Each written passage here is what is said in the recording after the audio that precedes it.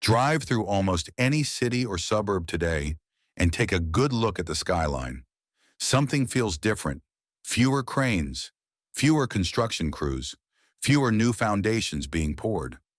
After years of rapid building, the U.S. housing market in 2026 is hitting a slowdown, not just in sales but in actual construction.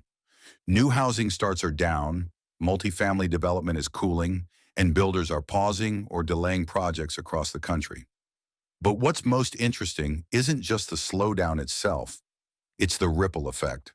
Slower housing construction is now impacting dozens of U.S. industries, from lumber to furniture to appliances to retail, and the consequences are far bigger than many people realize. To understand what's happening, you have to start with the core issue. New homes create economic activity across countless sectors. When construction slows, that entire chain feels the pressure. The first industry taking a major hit is building materials. Lumber demand has dropped. So has demand for concrete, drywall, roofing shingles, insulation, PVC piping, and structural steel. These industries typically rely on steady construction cycles to stay profitable. When fewer homes are being built, mills reduce output, manufacturers shrink inventory, and suppliers cut back on orders. This slows production lines, reduces shipping volume, and forces companies to rethink their pricing and capacity. Next comes the appliance industry. Every new home typically includes major appliances, refrigerators, dishwashers, ovens, microwaves, washers, and dryers. When construction slows, appliance manufacturers see immediate declines in bulk orders from builders and property developers. Many companies rely heavily on these high-volume orders to keep factories running efficiently. In 2026, appliance makers are being forced to shift focus toward replacement sales and promotional cycles aimed at existing homeowners, not new ones. Another sector feeling the impact is home improvement retail. Stores like Home Depot, Lowe's, and regional hardware chains thrive when new homes are being built. Contractors make bulk purchases of tools, fasteners, fixtures, and building supplies. But with fewer active construction projects, retail demand softens. What's interesting, however, is that this slowdown is not evenly distributed. DIY spending by existing homeowners remains strong, but contractor spending, which makes up significant revenue, is declining sharply. The slowdown also hits plumbing and HVAC companies. New homes require installation of water heaters, furnaces, ventilation systems, and plumbing fixtures.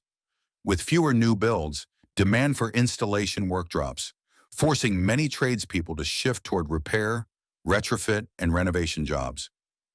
For small businesses in the trades, this pivot is becoming essential to staying afloat. Even flooring and finishing industries are affected. Hardwood flooring, tile, carpets, cabinets, countertops, and paint, all of these rely on new construction volume to drive sales. The decline means manufacturers scale back production, distributors carry fewer lines, and installers see fewer large projects.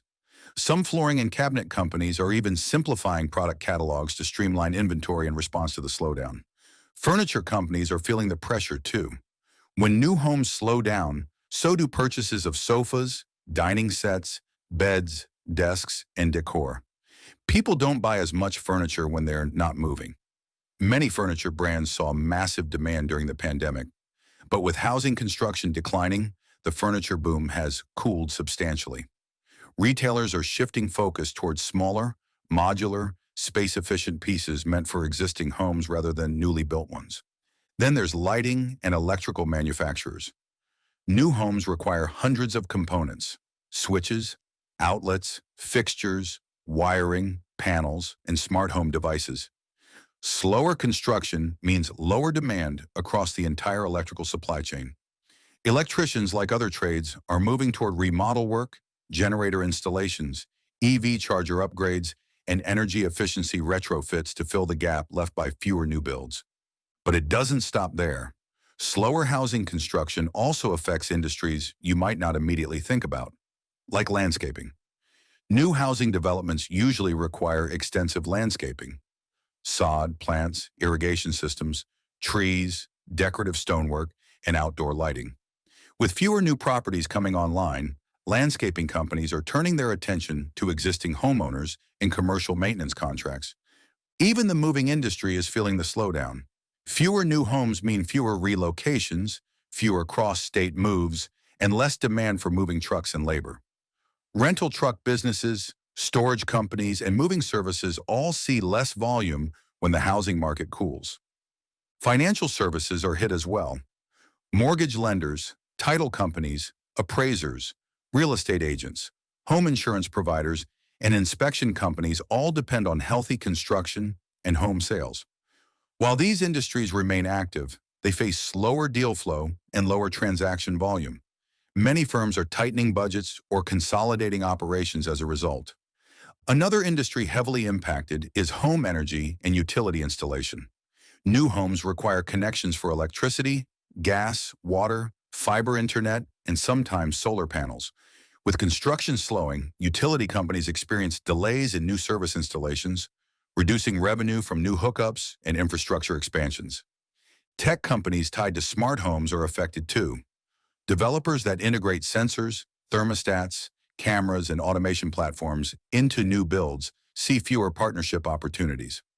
As a result, tech brands are shifting toward retail-focused models and upgrade kits designed for existing homes. What's noteworthy is how this slowdown shifts business strategies across the entire economy.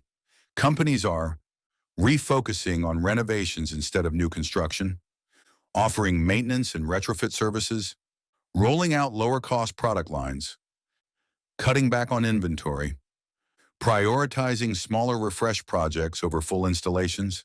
This is creating a huge opportunity in the home renovation market, which is expanding even as new builds slow. Americans are choosing to improve the homes they already have. New kitchens, new bathrooms, upgraded HVAC systems, energy-efficient windows, and outdoor living spaces. Industries that pivot towards servicing existing homes are weathering the slowdown better than those relying purely on new development. Looking to the future, if housing construction continues slowing, we'll see even more ripple effects. Equipment manufacturers slowing production of heavy machinery. Construction software companies adjusting tools for renovation workflows. Lenders creating new financing products aimed at remodels. Retailers shifting more shelf space toward DIY kits. Home services marketplaces seeing increased activity.